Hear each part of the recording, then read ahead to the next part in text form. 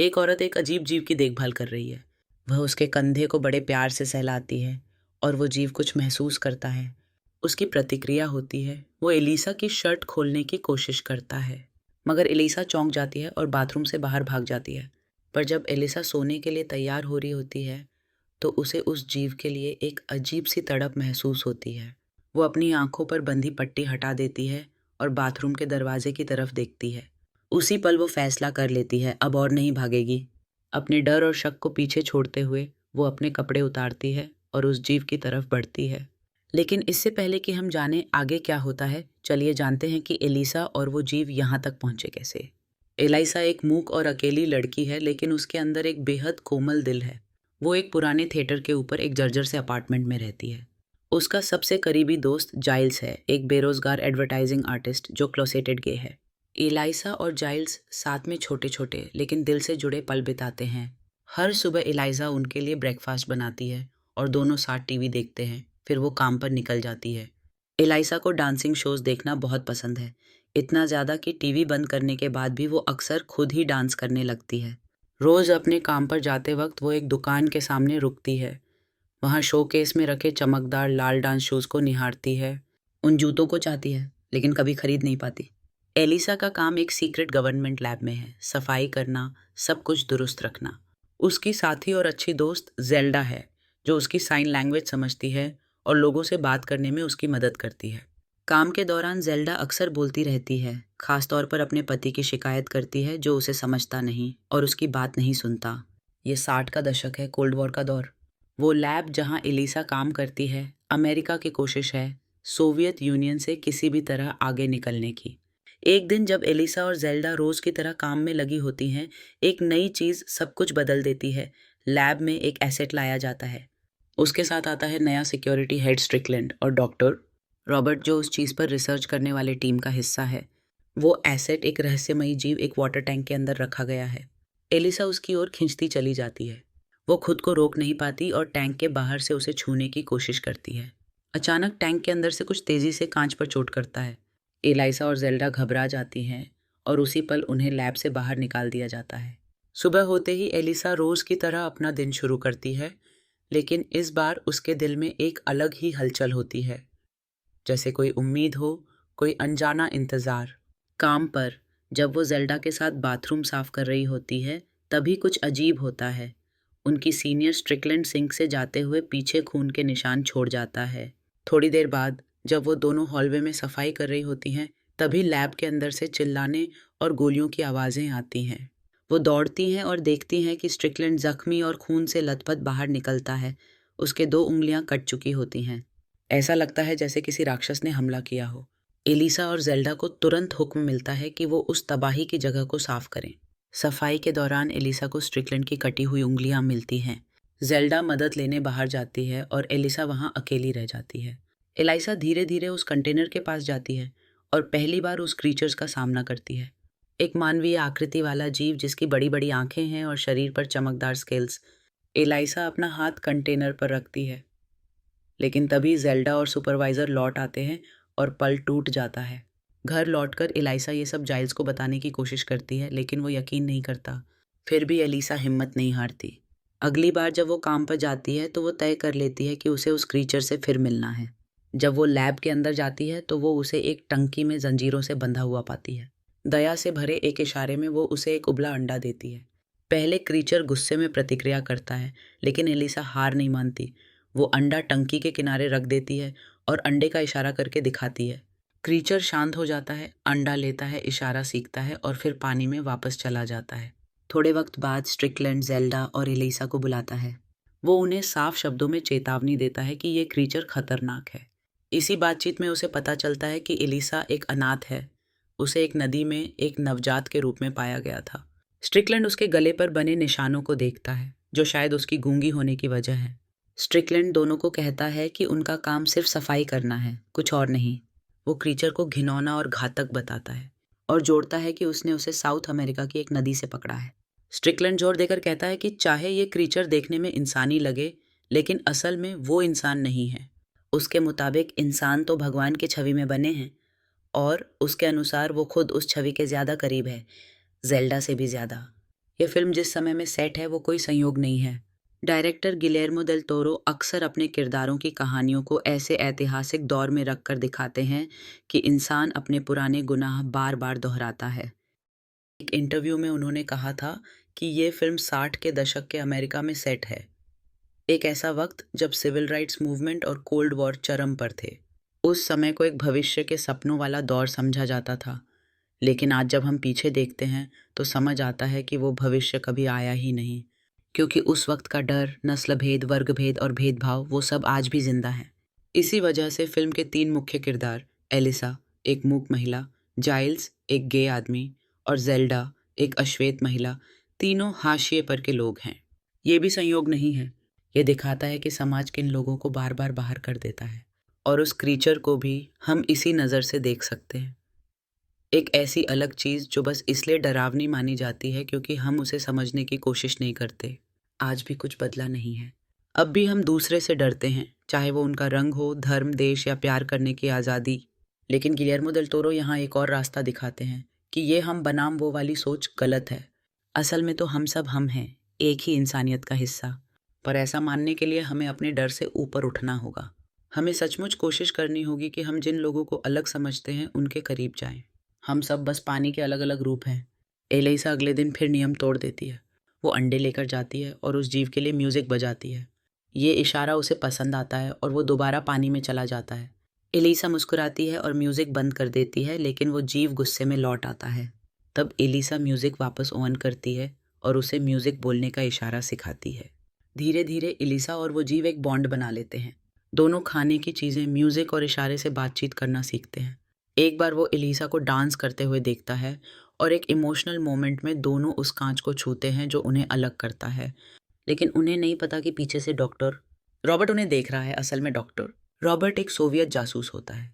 जब उसे उस जीव की समझ और बातचीत की काबिलियत दिखती है तो वो अपने सीनियर्स को बताता है और प्लान बनता है कि उस जीव को जल्द से जल्द वहाँ से निकाल लिया जाए। एक दिन एलिसा उस जीव को जंजीरों में बंधा और बहुत जख्मी हालत में पाती है।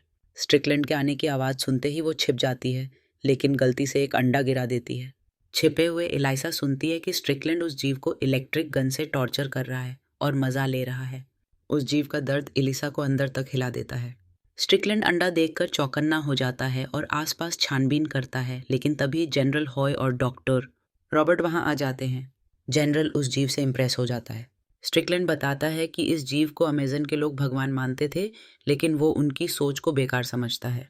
गिलेर्मो देल टोरो को 50s की classic film the creature from the black lagoon से इंस्पिरेशन मिली थी। उस फिल्म में वैज्ञानिक अमेज़न में एक अम्फीबियन जीव को खोजते हैं।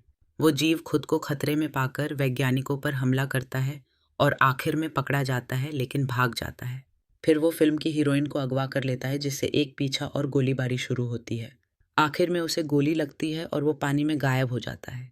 गिलेर्मो ने बताया कि जब वो 6 साल का था और ये फिल्म देखी थी तो उसे लगा था कि उस लड़की और उस जीव का हैप्पी एंड होगा, लेकिन ऐसा नहीं हुआ। तभी उसने द शेप ऑफ वाटर की कहानी सोची, एक नई कहानी जिसमें वो दुखद अंत नहीं बल्कि प्यार और कनेक्शन की जीत दिखाना चाहता था। उसका बनाया हुआ जीव उस पुराने जीव से बहुत मिलता जुलता है, दिखने में भी और अमेज़न में मिलने के कारण भी। फ़र्क आगे चलकर नज़र आने लगता है। स्ट्रिकलैंड उस जीव को काटकर स्टडी करने का सुझाव देता है, लेकिन डॉक्टर रॉबर्ट, जो अब उस जीव की रक्षा करना चाहता है, मना करता है। जनरल हॉय कहता है कि ऑपरेशन जारी रखा जाए। एलिसा अब बहुत परेशान है और जाइल्स से मदद मांगती है। जाइल्स पहले मना करता है, कहता है कि हम कुछ नहीं हैं, कुछ कर भी नहीं सकते।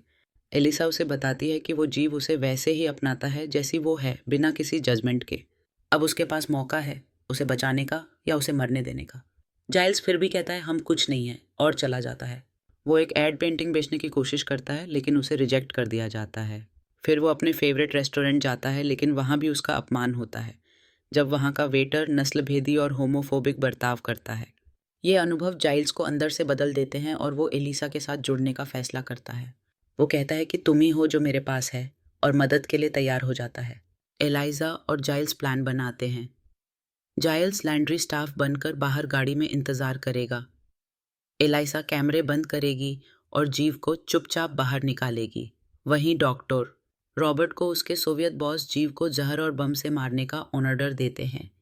ताकि अमेरिकन साइंटिस्ट्स उसे एक्सप्लोर न कर पाएं। लेकिन डॉक्टर रॉबर्ट उसे बचाना चाहता है। एलिसा जब लैब में घुसती है तो डॉक्टर रॉबर्ट उसे पकड़ लेता है, लेकिन वो उसे रोकता नहीं बल्कि मदद करता है। वो चाबी देता है और कुछ सलाह देता है। एलिसा जीव को गीले टॉवेल से ढककर लॉन्ड्री कार्ट में छिपा देती है और जाइल्स के पास ले जाती है। जेल्डा, जिसे शक होता है कि कुछ चल रहा है, वहां पहुंचती है और शुरू में डरती है लेकिन फिर मदद करने का फैसला करती है। जाइल्स की शुरुआत में जो निराशावादी सोच थी हम कुछ नहीं हैं, वही अब बदलती है। वो और जेल्डा जो समाज से उपेक्षित थे अब एक्टिव बनते हैं। उनका एक्शन साबित करता है कि अगर हम कुछ करते नहीं तो वाकई में हम कुछ नहीं रह जाते हैं। एस्केप के वक्त स्ट्रिकलैंड उन्हें देख लेता है और गार्ड्स को बुला लेता है। एक गार्ड जाइल्स पर गन तानता है लेकिन डॉक्टर रॉबर्ट लाइट्स बंद कर देता है और गार्ड को बेहोश कर देता है। एलिसा, जाइल्स और जीव भाग जाते हैं। एलिसा अपने घर में जीव को बाथटब में रखती है। डॉक्टर रॉबर्ट की सलाह पर वो पानी में नमक मिलाती है जिससे जीव की तबीयत सुधरने लगती है। लेकिन एलिसा जानती है कि उसे ज़्यादा दिन तक अपने पास नहीं रख सकती, इसलिए प्लान बनाती है कि बारिश के वक्त जब नदी की लहरें तेज़ होंगी तब उसे आज़ाद करेगी। इधर जनरल हॉय गुस्से में है और स्ट्रिकलैंड को आदेश देता है कि वो उस जीव को हर हाल में ढूंढे। लैब में सब पर शक होता है, लेकिन जेल्डा और एलिसा डटकर झूठ बोलती हैं और बच निकलती हैं। एक दिन जाइल्स जीव की देखभाल कर रहा होता है, लेकिन जब वो सो जाता है तो जीव भाग जाता है। रास्ते में एक बिल्ली पर हमला कर देता है। जाइल्स रोकता है लेकिन जीव उसे भी घायल कर देता है। बाद में एलिसा उसे वापस लाती है जब वो एक सिनेमा घर में फिल्म देख रहा होता है। अब वो जाइल्स से माफ़ी मांगता है और सिर पर हाथ रखता है जिससे उसकी चोट ठीक होने लगती है। एलिसा उसे बाथटब में रखती है। वो उसके करीब आता है और उसके कपड़े खोलने की कोशिश करता है जिससे एलिसा डरकर बाहर भाग जाती है। लेकिन बाद में वो उसे मिस करने लगती है, अपना आई मास्क उतारती है और निडर होकर वापस जाती है। वो उसके साथ पानी में नहाती है, प्यार जताती है। इसके बाद एलिसा के अंदर बदलाव आ जाता है। वो लाल जूते खरीदती है जिनकी उसे हमेशा चाह थी। जेल्डा भी उसका चेहरा देखकर समझ जाती है कि कुछ अच्छा हुआ है। एक रात एलिसा बाथरूम में पानी भर देती है, दरवाजे के नीचे टॉवेल लगा देती है और पानी में अपने प्रेमी के साथ तैरती है। ये पानी नीचे के थिएटर को नुकसान पहुंचा देता है। जब जाइल्स वहां जाता है तो देखता है कि उसका घाव ठीक हो गया है और बाल भी उगाए हैं। उसे समझ आता है कि इस जीव में हीलिंग पावर्स हैं। जाइल्स एलिसा को जीव के साथ देख लेता है और चुपचाप वापस चला जाता है।